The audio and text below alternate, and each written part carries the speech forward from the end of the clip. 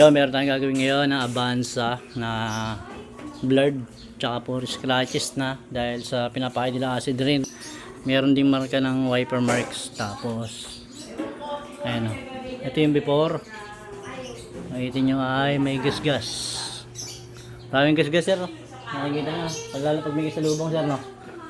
Tapos ang ano nito issue ay yung blurred tsaka wiper marks. Pag may kasalubong ka kasi ganyan makikita mo, maraming gasgas. Yan, ito yung before. Alright.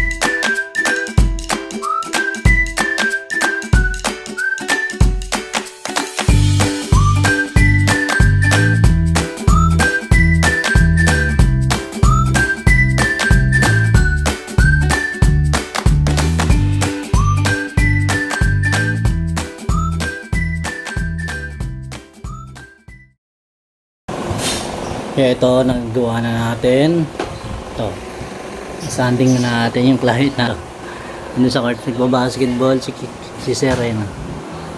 Ayun, nagbabasketball sa court si Sir. Yan, kasi malapit lang court sa atin, sa tapat lang ayan, tapos halos matatapos itong left side na panel. Tapos ito na lang, ayan si Bossing papaikot ang bola. Alright. Yan, pag mga gusto nyo magpagawa sa amin, pwede kami sa probinsya, pwede kami sa Batangas, Laguna, o kahit saan man. Pwede rin kami sa norte, pwede kami sa Baguio, La Union, Pangasinan, Mexico, Pampanga, kung saan man sa norte, pwede kami. Message lang kayo sa aming page sa aming YouTube channel. Yan, message lang kayo. Tignan natin yung after pagkatapos na ito.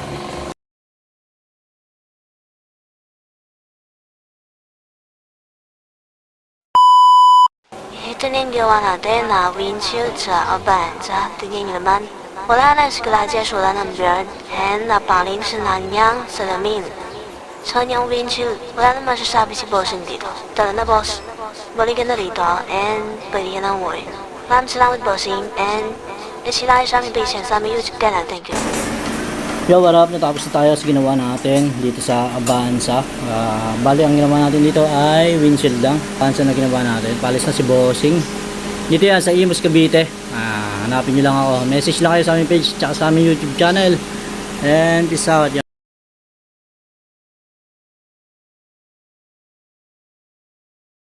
Palis na si bossing. Maraming salamat, bossing. Maanda na si bossing.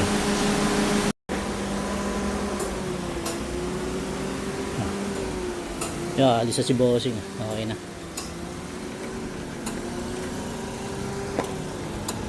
Pwede kayo ikot, sir, pag ganun lang, oh. Tapos kaliwa. Ikot kayo pag ganito, tapos kaliwa. Okay na yan, boss. Thank you, boss. Apa. Salamat po. Ingat po. Yun. Peace out. Sheesh! Abangan naman tayo sa ating client na next.